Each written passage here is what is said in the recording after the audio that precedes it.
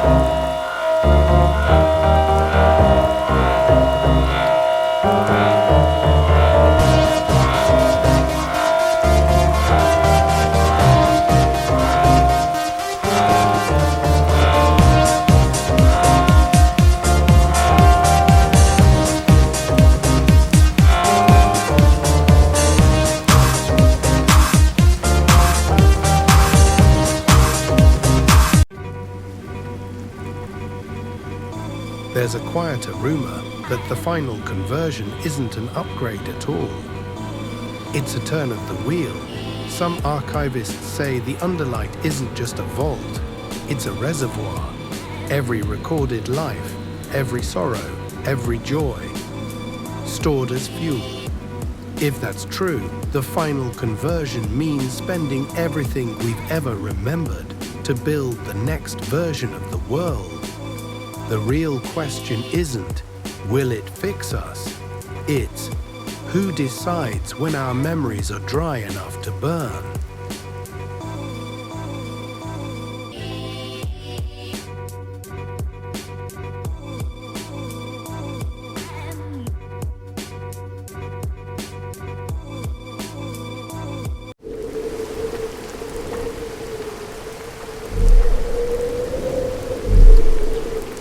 The silk remembers when the storm is close.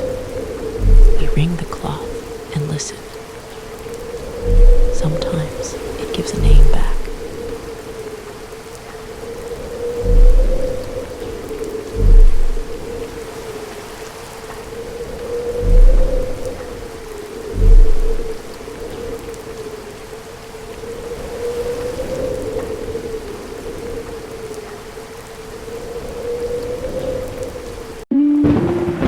In Endworld, most people talk about the final conversion like it's a clean reset.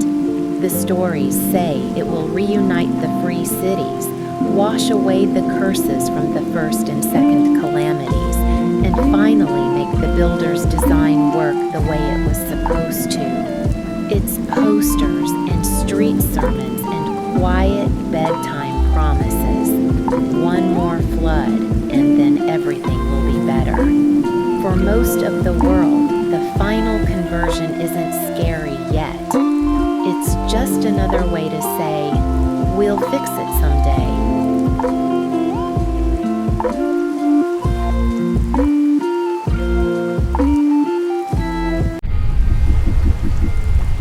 The loom houses stand along crowded streets, flick shelters beside them. In the Thread Market district, every lane has a memory loom, where weaving equipment rattles the shutters. Work soft, stand fast has become a mantra for stitch witches everywhere.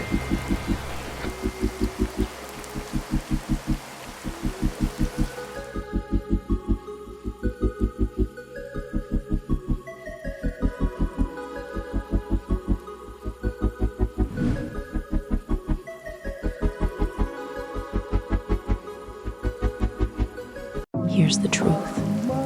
I heard it in the rain first. It was stupid late, like past midnight late, and outside, it wasn't even really raining. It was more like the gutter was overflowing in this broken rhythm, and for whatever reason, that rhythm felt like language. It felt like somebody pacing. I wrote down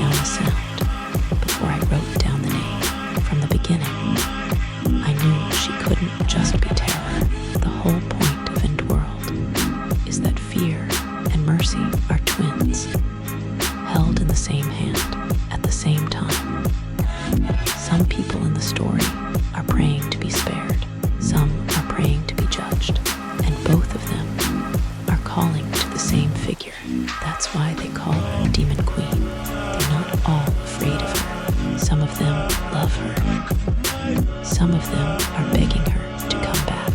If you want, the first time her name was recorded in World. The moment the flood wrote it into stone. That's in the archive.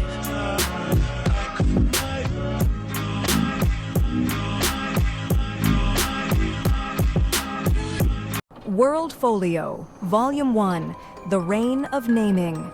And on the day the sky unstitched, the first drop found the oldest stone and wrote upon it a circle of breath. The ninth bell did not toll, yet every heart in the crescent grew hollow, and in that hush the waters took a tongue. Basins spoke, coins glittered like syllables, and the mirrors of flooded streets bent light into letters no priest had taught. The name did not come by wind, nor by witness, but rose from the deep as a memory returning to its cell. We did not learn it, yet we knew it. And when the rains unleashed their final decrees, the crescent of Pangoy stood between fear and mercy and answered as one. Long live the demon queen. Blessed be. Our Lady is on the way.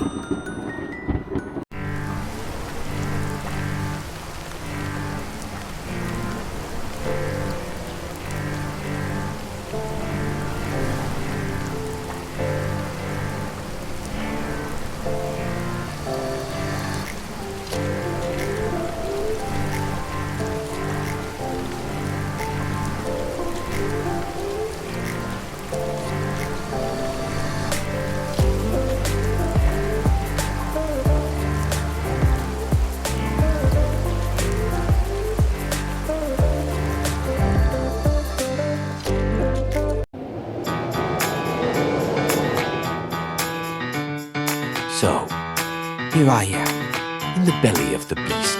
I close my eyes, but the bloodlust still permeates the air. Surrounded by ill intent, 'twas a mistake to think anyone around us could be trusted. But this isn't the first obstacle, and it won't be the last. The child deserves a future, even the unborn ones.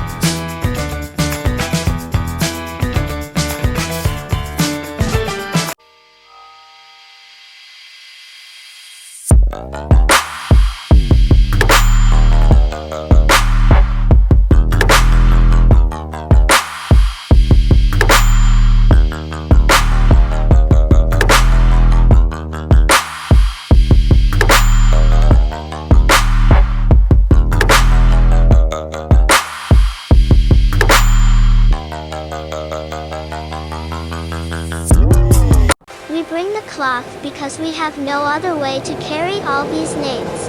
One by one, we speak them into the weave. Fingers cold, knuckles shining with rain. We lift the silk above the basin and ring slowly, until the runoff darkens every letter carved in the stone below. We do not ask the storm to forget. We ask it to remember gently. When the last drop falls, we press our foreheads to the damp linen and whisper the old proverb, mercy threads what fear unravels.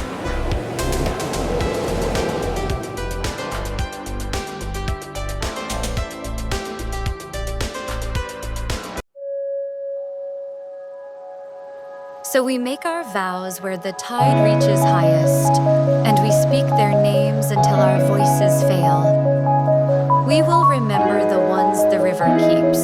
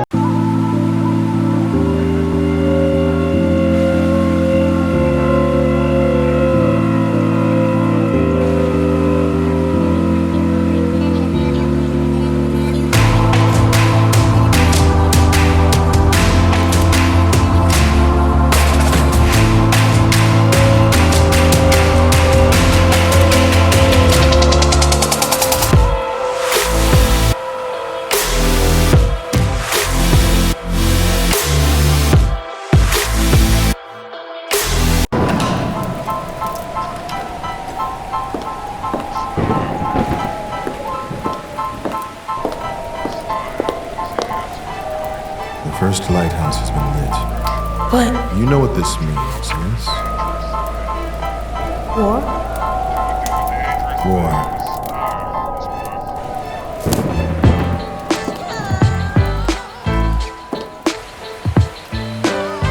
All hail. And the Demon Queen. Yes. All hail the demon queen.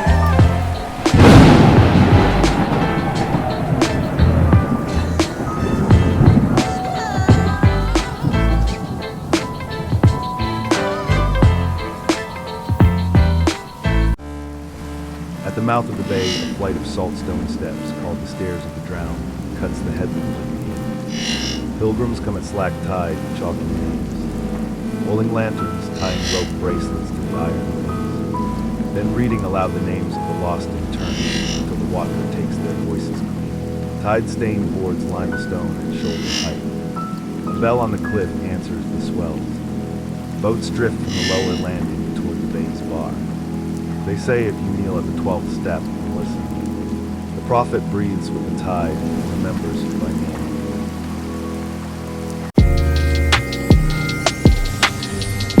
In Endworld, some cloth remembers what we can't carry anymore.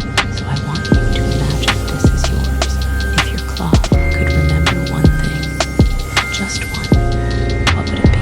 A moment, a person, a promise you're afraid will slip. What would it cost to keep that memory stitched there forever? And who would you trust to read it aloud? And who would you never let near it? Tell me in the comments what your cloth would remember.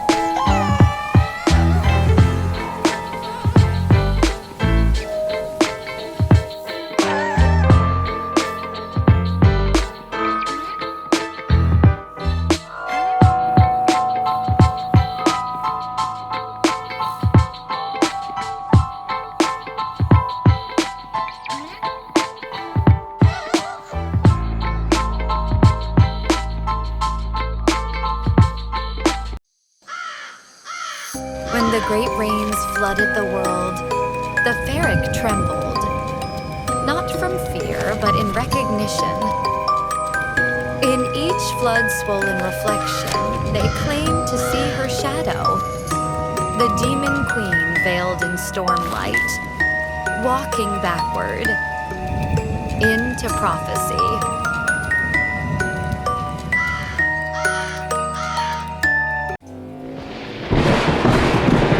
They say honor the father and the daughter, the father as the pillar, and the daughter for she holds dominion over all. She was there at the beginning, she will be there at the end. Long live the demon queen, blessed be. Devotional of a Ferric family collected by the Shadow Weavers. The wind stilled, birds vanished. My hands, once steady, shook as the clouds unzipped the sky. One drop struck the altar, then two, then thousands. I whispered the forbidden name as the water pooled around my feet. Unholy and holy, she was coming. Our ruin, our redemption. Long live the demon queen. Blessed be the lamb that was foretold. All across Endworld, citizens of the 9 nations held a collective breath. The rains didn't start in one city and spread. The first recorded rainfall fell everywhere at once, from Ganymede's sleep gardens to Titania's stormwatch towers. Rumours about the true meaning of the final conversion moved almost as quickly, braided with whispers that the Demon Queen had finally returned. Some called it judgment, Some called it mercy. Most just tried to keep their homes above the waterline. We've walked only a handful of floodlines together. The archive is full of the rest. The flood sirens start as a joke, 2 lazy notes over the rooftops, until the third one cuts through my teeth. Siren light stutters on the rainwater pooling on the map. I could go after him or go home. I swear I'll choose right next time.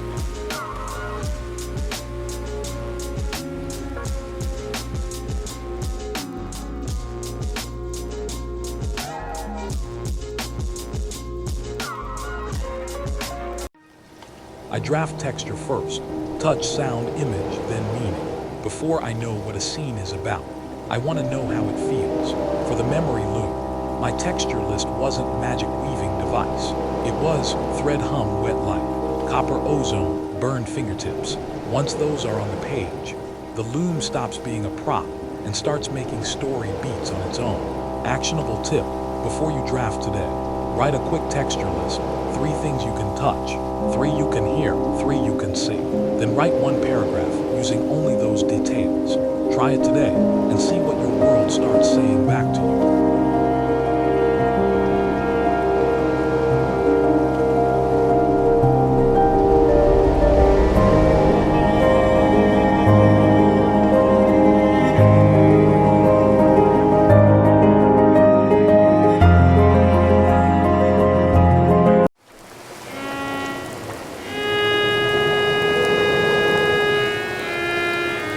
I copy prayers as the river climbs the walls. Ink runs first, then candles, then names in the black water beneath my desk. My reflection wears a crown of rain. When the room finally fills, the surface folds and spells my name.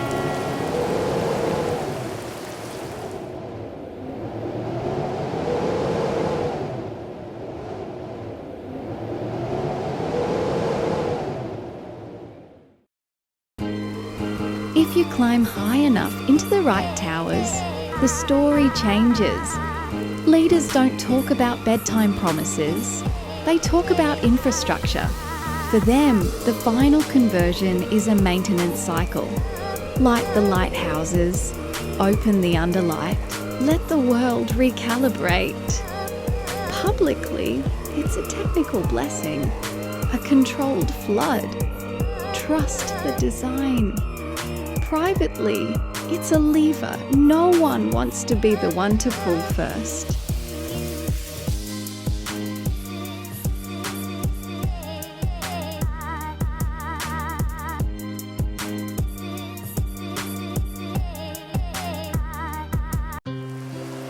We go back to the river because we promised we would. We name the drowned so they are not erased. We lift candles on cracked stone and say, we will remember you in the daylight, not only in the water. We share bread. We bind wounds. We keep watch for children with no hands left to hold. The world calls it ruin. We call it gathering. We call it covenant.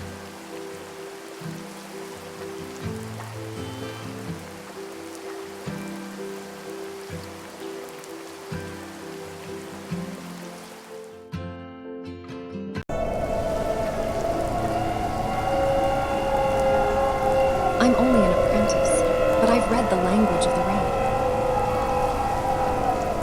Elders flinch at its script. I don't. The first lighthouse has been lit. Our Lady is on the way. Mercy lives in these threads. I swear, I'll weave what the world forgets.